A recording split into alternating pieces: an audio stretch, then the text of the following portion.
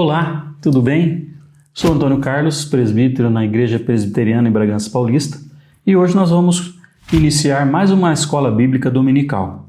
Não se esqueça de se inscrever no nosso canal, no canal da nossa igreja, para você ter acesso a vários conteúdos de teor cristão, evangélico, protestante, as pregações do pastor Cícero, as aulas da escola dominical, material infantil para ensinamento bíblico das crianças também está à disposição. Hoje nós vamos falar um pouco antes que eu me esqueça. Deixe o seu like, acione o sininho para toda vez que tiver um material novo no canal da igreja você seja notificado e não perca nenhum. E assim você nos ajuda também a divulgar o material que está sendo publicado no canal da igreja, ok? A lição da escola dominical de hoje nós vamos abordar um tema que diz o seguinte: afinal, quem de fato eu sou? O texto básico está em Colossenses, no capítulo 1 e versículo 1 e 2. O texto diz assim: Paulo, apóstolo de Cristo Jesus pela vontade de Deus, e o irmão Timóteo, aos santos e fiéis irmãos em Cristo que estão em Colossos. Para essa pergunta, meus irmãos, quem de fato eu sou? É uma pergunta que as pessoas sempre se fazem, né? É natural, é comum que as pessoas, quando estão sozinhas, muitas vezes para se apresentarem, eu sou fulano de tal, eu sou assim, sou assado, gosto disso, gosto daquilo. Às vezes talvez não de uma forma direta assim, mas há um momento em que todos nós nos encontramos com nós mesmos e perguntamos: quem de fato eu sou? Né? É bem natural isso para as pessoas, né? Um grande erro que acontece quando nós fazemos essa pergunta para nós mesmos é a pessoa se identificar: eu sou médico, eu sou professor, eu sou estudante, eu sou filho de fulano, filho de ciclano, né? Mas assim, olha, esse tipo de coisa, o nosso trabalho, o que nós fazemos, não reflete exatamente quem a gente é, né? E esses exemplos, né, de uma forma subjetiva, vai mostrar para nós que as nossas experiências, as experiências boas, as experiências más que nós tivemos, não reflete essencialmente quem nós somos, não define essencialmente quem nós somos, né? É necessário, meus irmãos, que a gente reflita biblicamente sobre a questão, né? Biblicamente, quando nós olhamos para a Bíblia, nós vamos ter uma identidade bíblica, uma identidade cristã, à medida em que nós identificamos e definimos o nosso relacionamento com Jesus Cristo. Independente se as nossas experiências foram boas, se as nossas experiências foram ruins, o que define o nosso relacionamento, principalmente no Novo Testamento, é o nosso relacionamento com Jesus Cristo, que vai verdadeiramente definir quem nós somos, né? Ouça mais uma vez o que o Paulo escreveu lá para os Colossenses. Paulo, ele se apresentando, né? Quando estava escrevendo a carta aos Colossenses. Paulo, apóstolo de Cristo Jesus, pela vontade de Deus, e o irmão Timóteo, que é o coautor da carta, escreveu a carta junto com ele, e o irmão Timóteo. E agora ele se dedica em explicar para quem que ele está escrevendo. Aos santos e fiéis irmãos em Cristo que estão em Colossos. Então a gente percebe aqui que Paulo está saudando todos os crentes que estão morando em Colossos. Ele primeiro faz a sua própria identificação, né? Paulo, apóstolo de Cristo pela vontade de Deus. Em seguida ele apresenta o coautor, como eu já disse, que é o Timóteo. Ele diz: Paulo, apóstolo de Cristo Jesus pela vontade de Deus, e o irmão Timóteo, dando a entender que Timóteo também estava escrevendo essa carta junto com Paulo, né? Era uma carta dos dois para as pessoas de Colosso. E por fim ele se dirige aos leitores da carta, que também merece uma atenção os leitores da carta para quem ele escreve: aos santos e fiéis irmãos em Cristo Jesus, em Colossos. Essa carta, então, meus irmãos, percebam que não é uma carta para todo mundo, é uma carta para os santos e fiéis irmãos em Cristo, que estão em Colossos, de um determinado local, do que estão em Colossos. Então, meus irmãos, o que define e o que nos une, e o que une Paulo, Timóteo e os cristãos de Colosso é a pessoa de Jesus Cristo. Vamos ler o texto novamente. Paulo, apóstolo de Cristo Jesus, pela vontade de Deus, e o irmão Timóteo, que tem essa mesma condição. Aos santos e fiéis irmãos em Cristo, novamente, que estão em Colossos. Então, a gente percebe aqui, meus irmãos, que a identidade bíblica de Paulo é essa. O que o une, ele e Timóteo, às outras pessoas, não é a profissão de Paulo, que Paulo era construtor de tenda, não é a profissão de Timóteo, não são os gostos pessoais dele, nem tampouco a personalidade dele, mas Cristo. A união aqui, o que une, o que define essas pessoas é o fato de elas estarem em Cristo, ok? Observe também, meus irmãos, em 1 Timóteo, capítulo 1, versículos 12 e 14, quando Paulo fala um pouco de si mesmo. Então, aqui, nesse texto, os irmãos vão perceber que ele fala um pouco mais da sua própria pessoa, mas percebam que Cristo está elencado de maneira significante. Veja o texto, 1 Timóteo, capítulo 1, versículo 12 e 14. Agradeço àquele que me deu forças, Cristo Jesus, nosso Senhor, que me considerou digno de confiança e me designou para servi-lo como apóstolo. Embora eu fosse blasfemo, perseguidor e violento. Então veja aqui nesse pequeno texto, olha, agradeço àquele que me deu forças, Cristo, nosso Senhor. Paulo se identificando aqui, olha, com Cristo, né? E fala um pouco de si mesmo, né? Embora eu fosse blasfemo, perseguidor e violento, veja que ele coloca suas características aqui, que são características que não o definem mais, porque agora ele tem Cristo.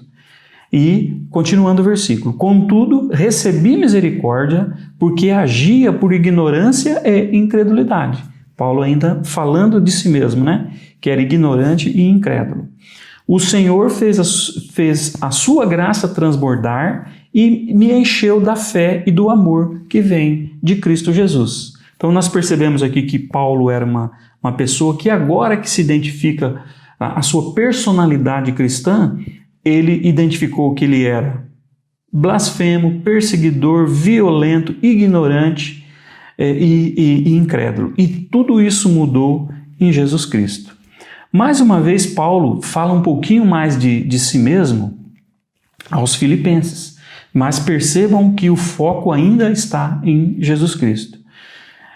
Paulo falando então em Filipenses, capítulo 3, de 5 a 9. Presta atenção no texto.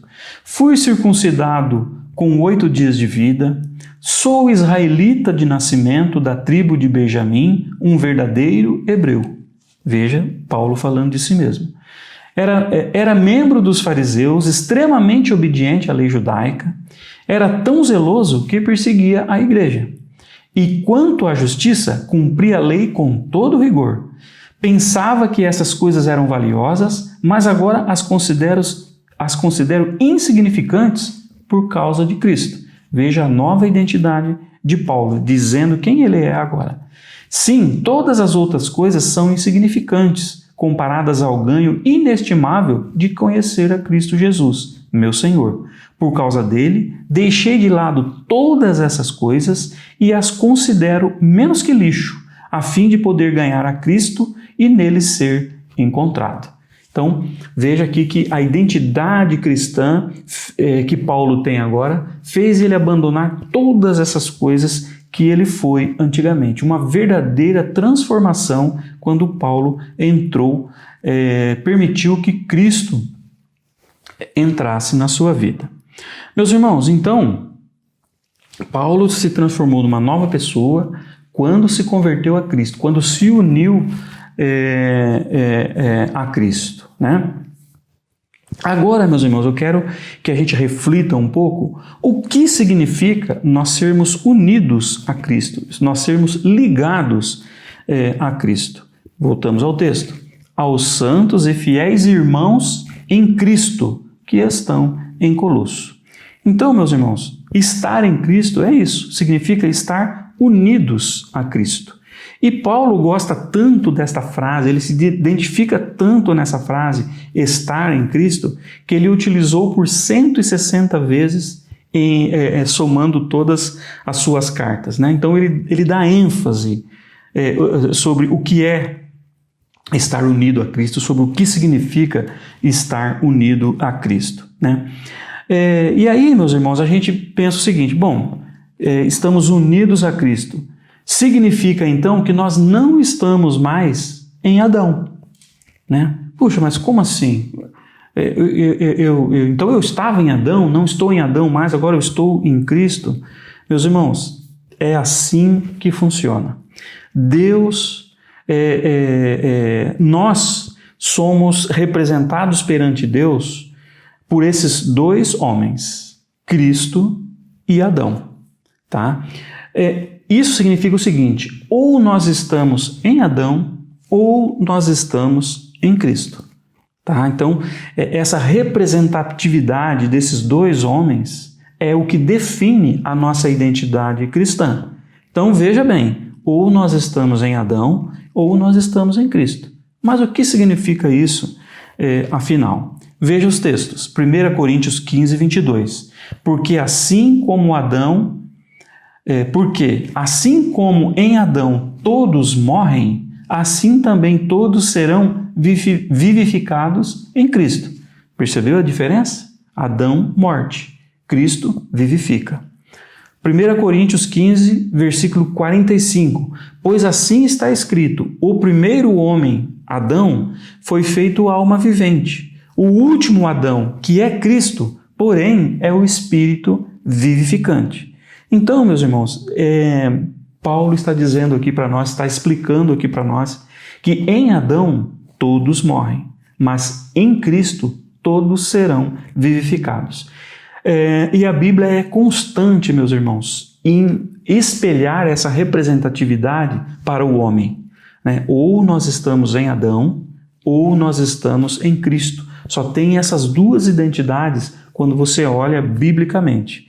Então, com Adão, o pecado entrou no mundo e se estendeu a todos nós, mas em Cristo, Cristo nos vivifica e nos vivificou, né? E a gente vive uma nova identidade, a gente vive uma nova identidade em Cristo. Preste bem atenção, meus irmãos, ou estamos em Adão, ou estamos em Cristo, ou estamos mortos, ou estamos em Adão, ou estamos vivificados em Cristo Jesus, ok? Presta atenção também, meus irmãos, nesse texto. Veja lá, Romanos capítulo 5, 18 e 19. É verdade que um só pecado de Adão trouxe condenação a todos, mas um só ato de justiça de Cristo removeu a culpa e trouxe vida a todos que creram.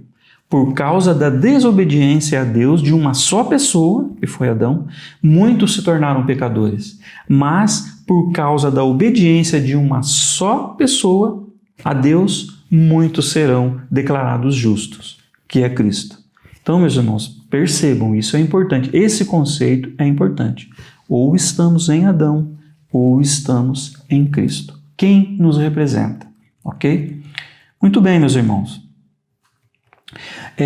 Se eu estou em Cristo e eu não estou em Adão, existem algumas implicações, meus irmãos, que deixam muito claro e é de uma grande satisfação para nós, nos alivia de muita coisa, de muitos fardos, o estar em Cristo. Veja esse conceito aqui, olha, preste atenção. Se sou amado por Deus em Cristo antes da fundação do mundo, Se Deus escolheu me amar em Cristo antes mesmo de eu nascer, antes mesmo de eu ter feito qualquer coisa boa ou má, ser amado por Deus não depende de quem eu sou. Não tem como Deus me amar mais do que já me ama e também não poderá me amar menos. Ou seja, isso significa o seguinte, isso tira de mim, meus irmãos, um peso de querer ser quem eu jamais conseguirei ser para ser amado. Então, assim, olha, veja o conceito.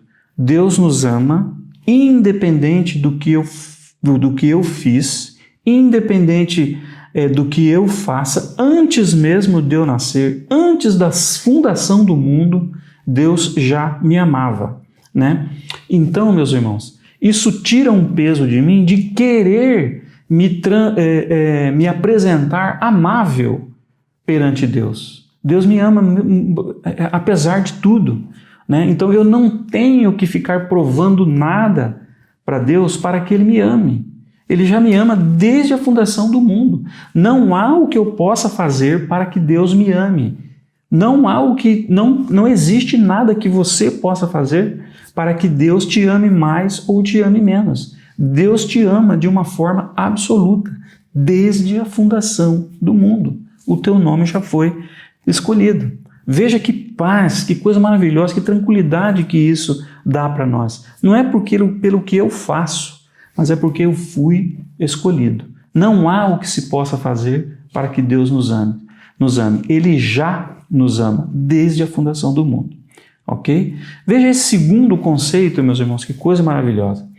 Se sou justificado diante de Deus por estar em Cristo, se Cristo é minha justiça, pois viveu uma vida perfeita e sem pecado, a qual eu não consigo viver, resta-me não querer fazer algo para me justificar, mas permanecer crendo na obra de Cristo para a minha justificação. Meus irmãos, isso tira de mim o peso de querer fazer alguma coisa para me tornar justo e apresentável e assim agradar a Deus.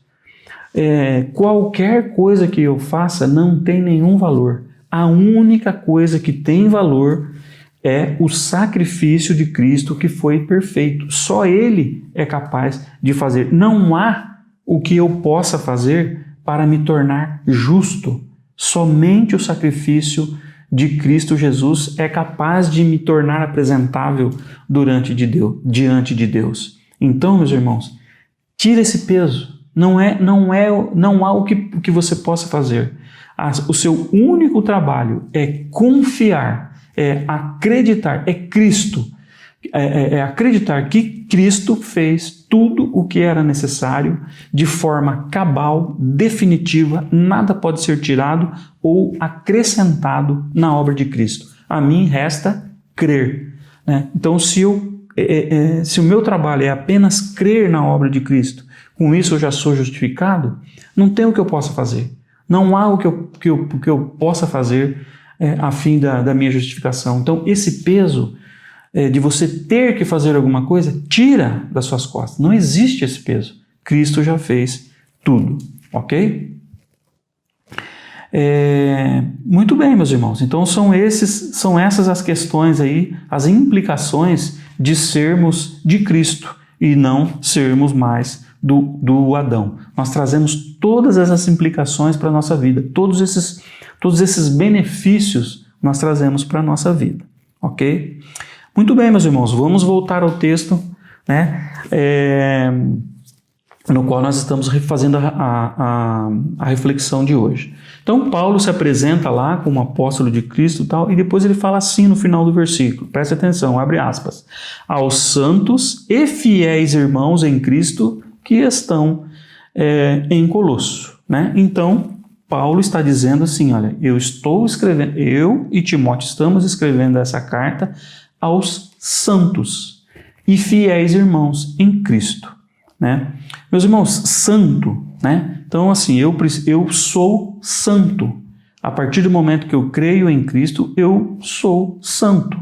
Essa palavra santo, meus irmãos, nunca foi tão mal compreendida como no vocabulário cristão, né? As pessoas passaram a chamar, lá na igreja primitiva, né, os primeiros apóstolos de santos, né? É por isso que hoje nós ouvimos dizer, né, muito por causa da tradição católica romana, São Paulo, São Pedro, Santo André e assim vai, outros tantos santos, né? Mas assim, olha, mostrando que essas pessoas santas são pessoas que fizeram realizações fantásticas, incomuns, e até hoje a tradição católica romana ainda procura essas pessoas e canonizam essas pessoas e passam a chamá-las de santos, né? O cristão protestante também erra, meus irmãos, no conceito de santo, né? Muitos de nós, os cristãos protestantes, determina, né, identifica como santo aquela pessoa que fez são excepcionalmente devotas, excepcionalmente piedosas, pessoas santificadas, aquelas pessoas assim que são acima da média nos seus feitos dentro da igreja, como cristão, que faz grandes coisas, né? Mas na verdade, meus irmãos, é que todo crente é um santo. Todo crente é santo. Por isso que Paulo usa essa saudação se referindo aos santos e fiéis irmãos em Cristo que estão em Colosso. Se refere a todas as pessoas como santo. Santo no sentido de separado, né? Esses aqui são separados por Deus. Vocês se lembram, meus irmãos, que a igreja de Coríntios era uma igreja muito problemática, tinha problemas sérios com a moral, com problemas sérios de moral. Mesmo assim, Paulo chama aquelas pessoas de santo, né? A igreja, diz assim o texto, 1 Coríntios, capítulo 1, versículo 2. Paulo escrevendo: a igreja de Deus em Corinto, aqueles que ele santificou por meio de Jesus Cristo, vocês foram chamados por Deus para ser seu povo santo, junto com todos que em toda parte invocam o nome do nosso Senhor Jesus Cristo, Senhor deles e nosso. Então assim, mesmo aquela igreja com sérios problemas de moralidade, Paulo se refere a eles como os santos. Então, o santo não é no sentido de ter uma conduta perfeita, realizações extraordinárias. Santo porque Deus tornou santo. Santo porque Deus separou essas pessoas para serem dele, né? Então, ter santidade, ser santo, não significa uma condição moral elevada, realizações grandes, mas separados por Deus. Portanto, meus irmãos, todos os cristãos são santos. Todo mundo que é crente é santo, né? É um santo que está em transformação, está em processo de santidade, está crescendo no relacionamento cristão, ainda tem os seus defeitos, mas para Deus é nomeado como santo, no sentido de separado. Isso porque Deus fez assim, porque Deus nos santificou, ok? Pedro também, meus irmãos, ele tenta explicar a questão da santidade da seguinte forma. 1 Pedro capítulo 2, de 9 e 10. Diz assim a palavra de Deus: vocês, porém, são povo escolhido, reino de sacerdotes, nação santa, propriedade exclusiva de Deus. Assim, vocês podem mostrar às pessoas como é admirável aquele que os chamou das trevas para a sua maravilhosa luz. Antes, vocês não tinham identidade como povo, agora são um povo de Deus. Antes, não haviam recebido misericórdia, agora receberam misericórdia de Deus. Vejam, meus irmãos, Pedro define então como santos, como povo escolhido, como nação santa, propriedade exclusiva de Deus.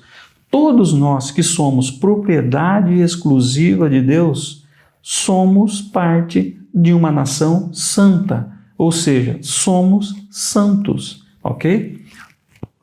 Então, meus irmãos, o fato de sermos santos também significa isso. Eu não pertenço mais a mim mesmo. Eu sou propriedade exclusiva de Deus. Sou separado para Deus, por Deus, para mostrar a admirável glória e graça do Senhor, nosso Deus. Então, como somos propriedade exclusiva de Deus, nós fomos separados para mostrar a glória de Deus.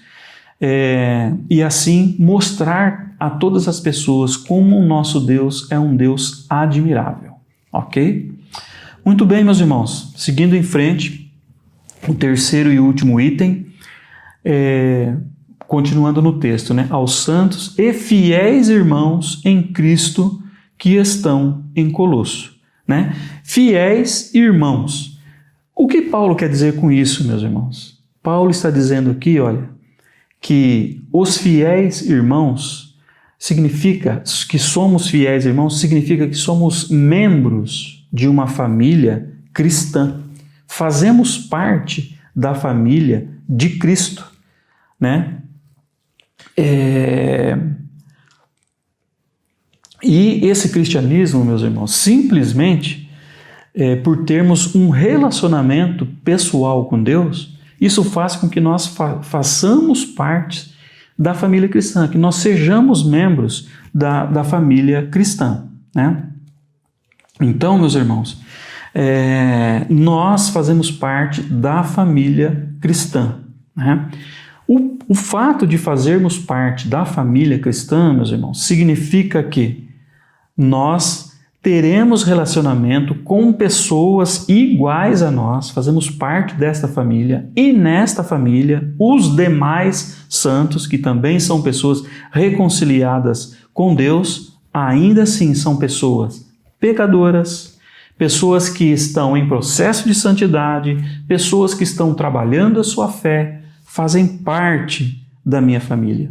Essa família que crê na ressurreição de Cristo Jesus e portanto, somos todos filhos de Deus. E aí, meus irmãos, entenda o seguinte, nós fazemos parte da família cristã, ou seja, na família de Cristo, nós não fazemos a menor ideia de quem é que Deus chama para a sua família. Então, é um lugar onde não cabe eu escolher o meu parentesco. Todos os crentes são santos e fazem parte da família cristã.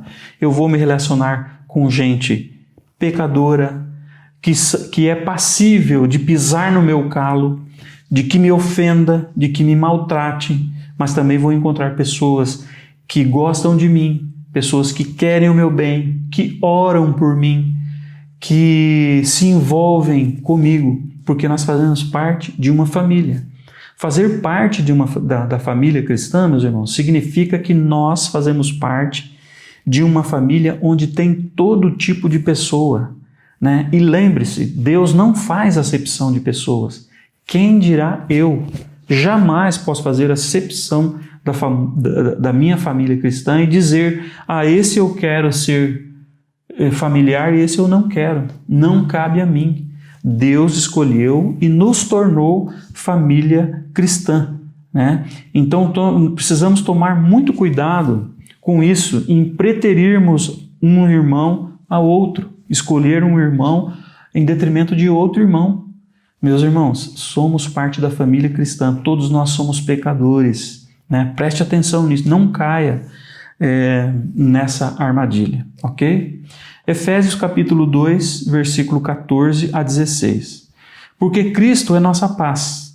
Ele uniu judeus e gentios em um só povo ao derrubar o muro da inimizade que nos separava. Olha aqui, o texto de Efésios já simplificou e resumiu o que eu estou dizendo, de fazer separação de pessoas. Cristo é nossa paz. Ele, Cristo, nos uniu judeus e gentios. Eram inimigos mortais, meus irmãos, mas Cristo uniu judeus e gentios em um só povo,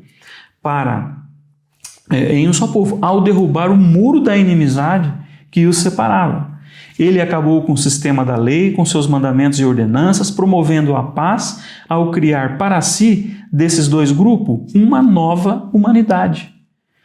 Assim, ele os reconciliou com Deus em um só corpo, por meio de sua morte na cruz, eliminando a inimizade que havia entre nós. Né? Então, meus irmãos, quando alguém se torna cristão, implica em estarmos unidos com outros cristãos.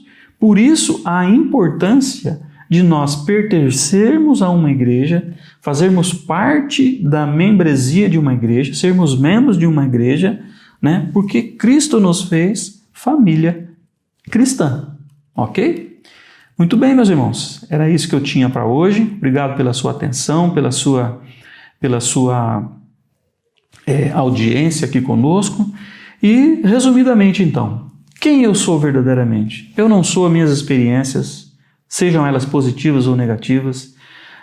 Eu não sou a minha profissão, médico, professor, aluno, estudante. Não é isso que me identifica. Né? Eu sou o que a Bíblia diz que eu sou.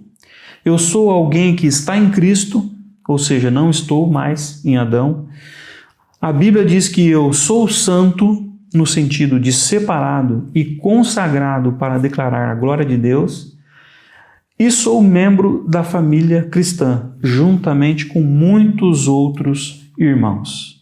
Então, nas palavras de Paulo, eu sou um santo, o fiel irmão de Cristo que está aqui em Bragança Paulista. Ok? Deus te abençoe, muito obrigado, até mais. Deixe seu like, faça o seu comentário, acione o sininho e nos ajude a divulgar a palavra de Deus. Amém. Até mais.